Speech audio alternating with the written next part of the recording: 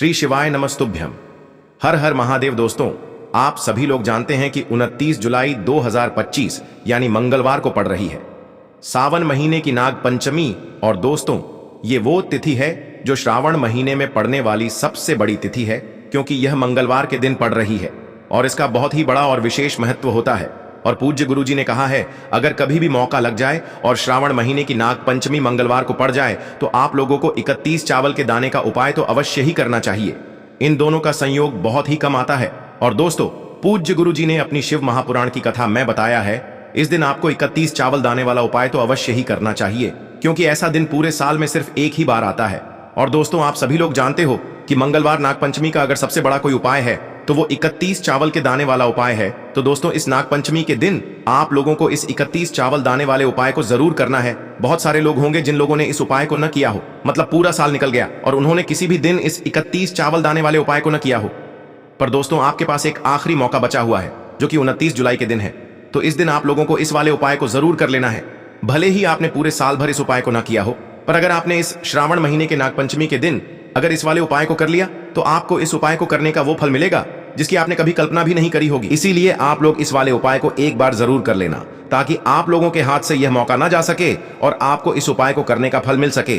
दोस्तों, यह उपाय पंडित जी ने अपनी अभी की ही शिव महापुराण की कथा में बताया है। जिस उपाय को आज हम आपको बहुत अच्छे से समझाने वाले हैं। इस वीडियो को देखने के बाद इस उपाय को समझने के लिए आपको कोई और वीडियो को देखने की जरूरत नहीं पड़ेगी। तो चलिए दोस्तों, उपाय को शुरू करते हैं। देखिए, यह इस श्रावण महीने के मंगलवार के दिन यह इतना खास होता है, इतना महत्वपूर्ण होता है। देखा गया है कभी कभी बड़े बड़े पूजा पाठ अनुष्ठान से जो मनोकामना पूर्ण नहीं होते, वो इस श्रावण महीने के नाग पंचमी के दिन एक छोटे से उपाय करने से ही आपकी मनोकामना पूर्ण हो जाती है। और बहुत सारे लोगों ने इस उपाय को किया भी है और उनको इस उपाय को करने का फल भी जरूर मिला है। अगर आप लोग भी इस उपाय को मंगलवार नाग पंचमी के दिन करना चाहते हैं तो आप इस उपाय को पहले अच्छे से समझ लेना, सुन लेना, उसके बाद करना। आपको इस उपाय का फल जरूर मिलेगा। और इस उपाय को कर लेने से आपके घर में चाहे किसी भी प्रकार की दुख और समस्या क्यों ना चल रही हो, आपको उसका कारण भी नहीं पता है कि भाई ये समस्या किस कारण से चल रही है। उसका कुछ भी कारण हो सकता है, जैसे पितृदोष हो सकता है या किसी भी तरह का मंगल दोष भी हो सकता है। तो इस दिन आप लोगों को ये वाला उपाय कर लेना है। ये एक ऐसा उपाय है जिस उपाय को अगर किसी विशेष दिन पर किया जाए तो भाई उस विशेष दिन का जो है वह तो हमें मिलता ही मिलता है, पर हमने उस दिन पर इस उपाय को किया है तो हमें उससे भी बड़ा फल मिलता है और फल बहुत जल्दी मिलता है, क्योंकि आप इस उपाय को बहुत ही बड़े और विशेष दिन पर कर रहे हो। तो चलिए अब उपाय के बारे में बात करते हैं, लेकिन उससे पहले आप लोगों को यह जानना आवश्यक है कि आखिर यह उपाय किस समय करना है, किसको करना है और कैसे करना है। तो चलिए हम आगे आपको वीडियो में एक एक करके बता देते हैं। लेकिन उससे पहले अगर आप लोग हमारे चैनल पर पहली बार आए हैं या फिर मेरी आवाज पहली बार सुन रहे हैं तो हमारे चैनल को सब्सक्राइब जरूर कर लेना और इस वीडियो को लाइक करके कमेंट बॉक्स में श्री शिवाय नमस्तुभ्यम ओम नम शिवाय जरूर टाइप कर देना। तो दोस्तों, इस 31 चावल के दाने वाले उपाय को हमें इस नाग पंचमी के दिन कैसे करना है, किसको करना है, किस समय करना है और कहां पर करना है, ये सारे सवालों के जवाब आपको इस वीडियो में मिल जाएंगे। और जो ये वीडियो देखेगा भाई, उसको 31 चावल के दाने वाला उपाय जरूर करना चाहिए, क्योंकि इस दिन एक चावल के दाने का भी बहुत ही बड़ा और विशेष महत्व होता है। और जब बात आ जाए 31 चावल के दाने की, तो ये सोने पे सुहागा वाली बात हो जाती है और ये एक बहुत ही बड़ा उपाय हो जाता है इस नाग पंचमी का। तो अब दोस्तों, इस 31 चावल के दाने वाले उपाय को आखिर करना किसको है, सबसे पहले हम लोग वो बात जान लेते हैं। तो देखो, घर की जो बड़ी माताएं बहनें होती हैं, उन माताओं बहनों में से कोई भी एक बड़ी माता बहन इस वाले उपाय को कर सकती है। और दोस्तों, अगर आप चाहें तो अपने घर में से सभी सदस्यों को भी इस उपाय को करवा सकते हैं। अगर किसी व्यक्ति की खुद की कोई मनोकामना है, खुद की कोई दुख और परेशानी है जो कि वह अपने लिए ही करना चाहता है, इस वाले उपाय को तो वह खुद अपने लिए भी कर सकता है। बाकी अगर कोई घर में से ऐसा है जो कि अपने पूरे घर परिवार की सुख और शांति के लिए ये वाला उपाय करना चाहता है, तो भाई वह भी कर सकता है। उसमें भी कोई दिक्कत वाली बात नहीं है। कहने का मतलब ये है कि इस उपाय को हर एक सदस्य भी कर सकता है और पूरे घर परिवार के सदस्य के लिए घर की बड़ी माताओं बहनों में से कोई एक माता बहन भी कर सकती है।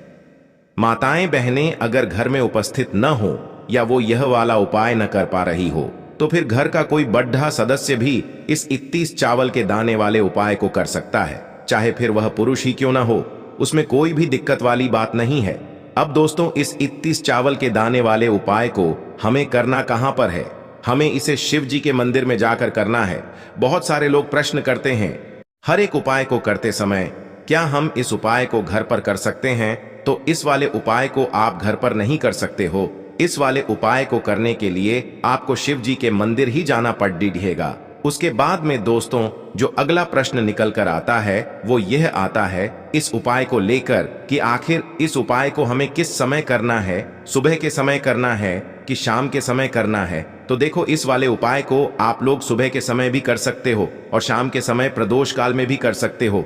अब अगर आप पूछो कि भाई सबसे उत्तम समय कौन सा रहेगा इस 31 चावल के दाने वाले उपाय को करने का, तो हम आपसे बस यही कहेंगे कि इस उपाय को आप सुबह के समय करेंगे तो ज्यादा बेहतर होगा।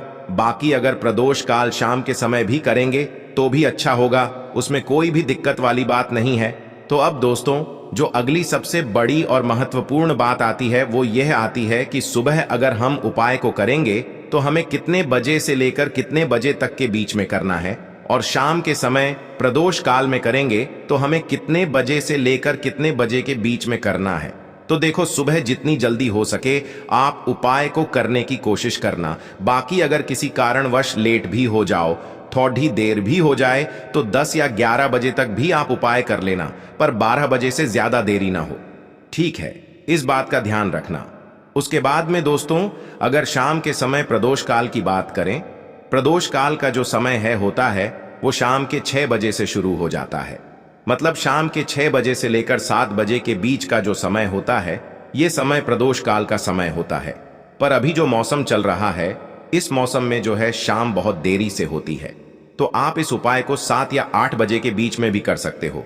मतलब शाम के 6 बजे से रात 8 बजे के बीच में आप कभी भी इस वाले उपाय को कर सकते हो, उसमें कोई भी दिक्कत वाली बात नहीं है। अब दोस्तों, यहाँ पर इस उपाय को लेकर एक और सबसे बड़ी बात ये निकल कर आती है कि इस 31 चावल के दानों को हमें लेना कहाँ से होता है, और हमें इस उपाय को करने के साथ में क्या और कुछ भी सामग्री ऐसी होती है जो शिव जी के मंदिर लेकर जानी पड़ी रहती है।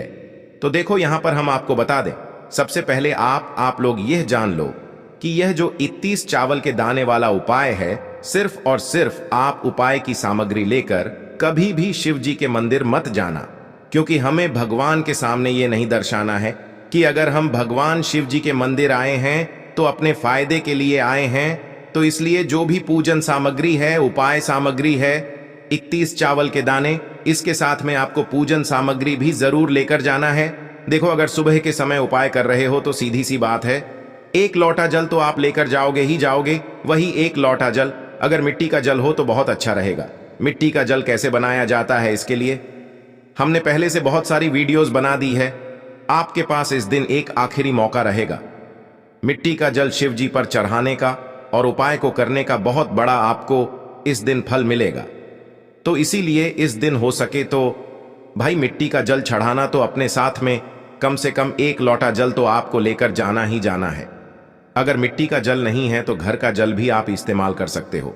इसके अलावा जो भी पूजन सामग्री है, देखो 31 चावल के दाने ये अलग आपके रहेंगे, और जो आपकी पूजन सामग्री रहेगी वो अलग रहेगी।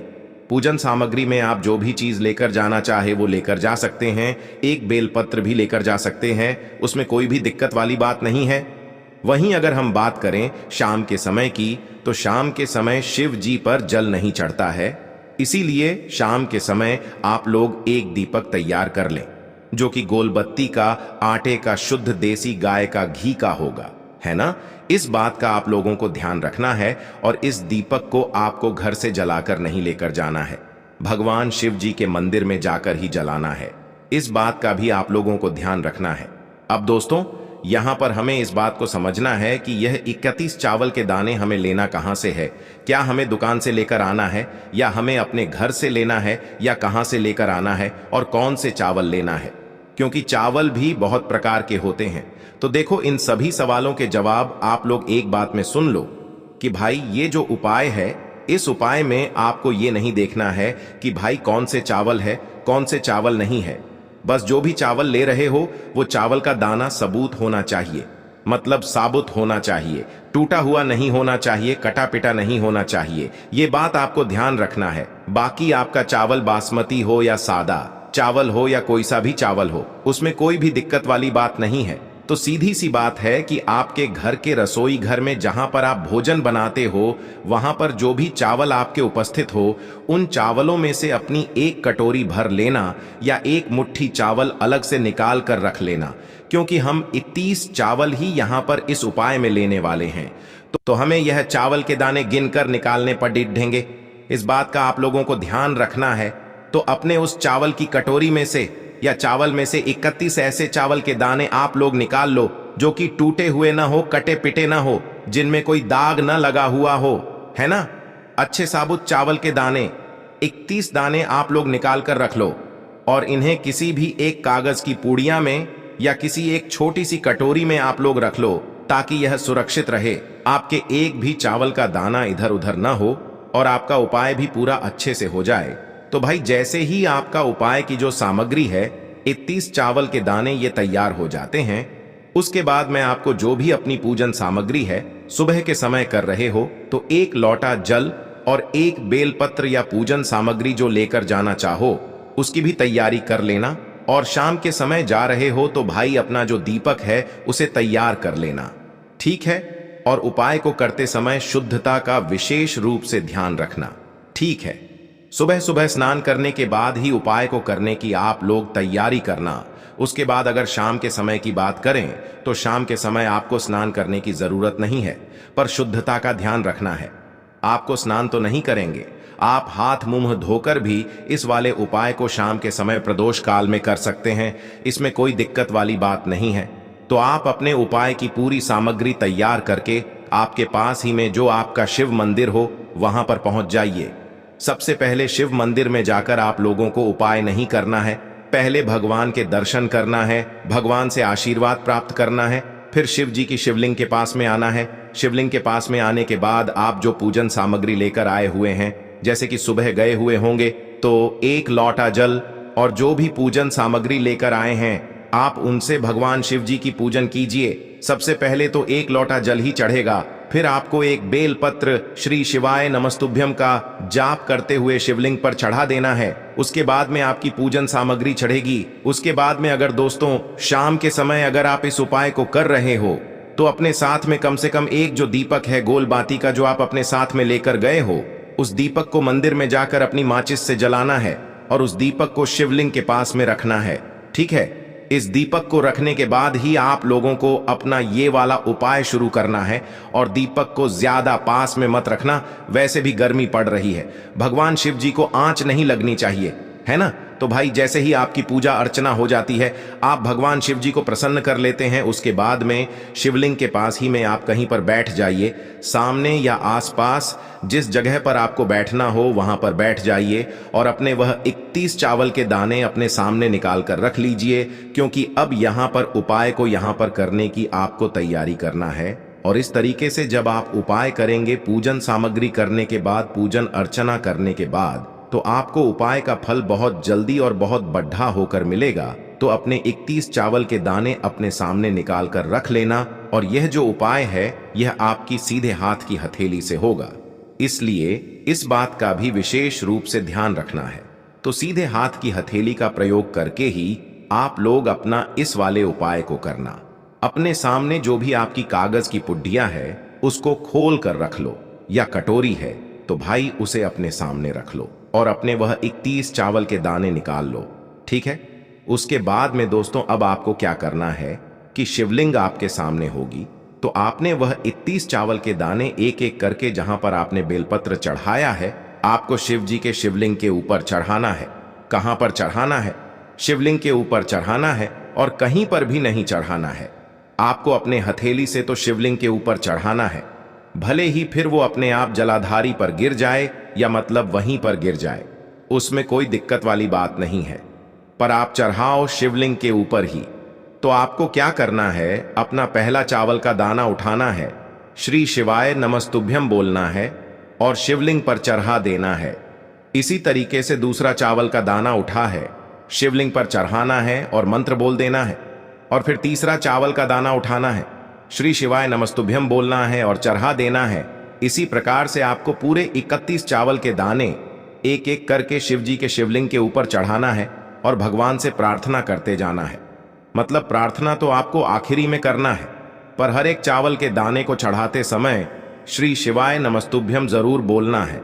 उसके बाद ही में यह चावल का दाना शिवलिंग के ऊपर आपको चढ़ाना है। जैसे ही आपके 31 चावल के दाने शिवलिंग के ऊपर चारच जाते हैं, तो भाई उसके बाद में आपको क्या करना है, भगवान से अपनी मनोकामना बोलना है। मनोकामना भी कब बोलना है, जब आपका 31 चावल का दाना आपके सीधे हाथ की हथेली में हो और आप उसे चढ़ाने के लिए जा रहे हो। श्री शिवाय नमस्तुभ्यम बोलकर उस आखिरी चावल के दाने को शिवलिंग के ऊपर चढ़ा देना और भगवान से फिर अपनी वह मनोकामना बोल देना, जिस मनोकामना के लिए आप लोग अपना यह वाला उपाय कर रहे हो। जिस भी दुख और परेशानी के लिए आप लोग अपना यह वाला उपाय कर रहे हो, उसके बाद में जैसे ही आप अपनी मनोकामना बोल देते हो, आपका यह वाला उपाय पूरा हो जाता है। पर दोस्तों, उपाय को करने के बाद आप लोगों को 2 मिनट भगवान शिव जी के मंत्र का जाप जरूर करना है। और मंत्र का जाप करने के बाद भगवान से एक और बार प्रार्थना करना है अपनी मनोकामना के लिए या अपनी जो भी दुख और परेशानी है उसके लिए। इसके बाद में आप लोग भगवान को देखकर भगवान से प्रार्थना करके उनसे आशीर्वाद लेकर वहां से उठ सकते हैं और अपने घर पर जा सकते हैं। बस दोस्तों, यहां पर यह वाला उपाय पूरा हो जाता है। इस तरीके से जो भी व्यक्ति छोटी छोटी चीजों का ध्यान रखते हुए इस 31 चावल के दाने वाले उपाय को करेगा, निश्चित सी बात है उसे उसकी मनोकामना जल्द ही पूर्ण होगी और जो भी दुख और परेशानी है वो भी बहुत ही जल्दी दूर होंगे। और दोस्तों, अगर आपको हमारी ये वीडियो पसंद आई हो तो हमारे इस वीडियो को लाइक और चैनल को सब्सक्राइब जरूर करें। हर हर महादेव, ओम नमः शिवाय। आपको लेना है एक गोल बाती का दीपक। आप चाहें तो मिट्टी का ले सकते हैं या फिर घर से शुद्ध आटा मढ़कर उसका दीपक आप तैयार कर सकते हैं। इसके बाद आपको लेना है शुद्ध गाय का घी। अगर वो नहीं है तो कोई भी देसी घी इस्तेमाल कर सकते हैं, जिससे आपको दीपक प्रज्वलित करना है। देखो, अब ये सब सामग्री लेकर आपको जाना है प्रदोष काल में आपके घर पर तुलसी जी के घेरे के पास में। देखो, ये उपाय तो आपको अवश्य करना है। देखो, वहां पहुंचकर सबसे पहले वो दीपक आपको प्रज्वलित कर देना है और ओम नमो भगवते वासुदेवाय नमः का 11 बार जाप करना है। उसके बाद आपको अपने सीधे हाथ में थोड़ी हल्दी लेकर उस दीपक में अपना नाम और गोत्र बोलते हुए डाल देना है। उसके बाद माता लक्ष्मी से आपको प्रार्थना करना है कि हे महालक्ष्मी, हमारी सभी दुख तकलीफों को दूर करो। हे महादेव, हमारे सब दुख कष्टों को खत्म करो। इस भावना से आपको ये उपाय करना है। चलिए अब बात कर ले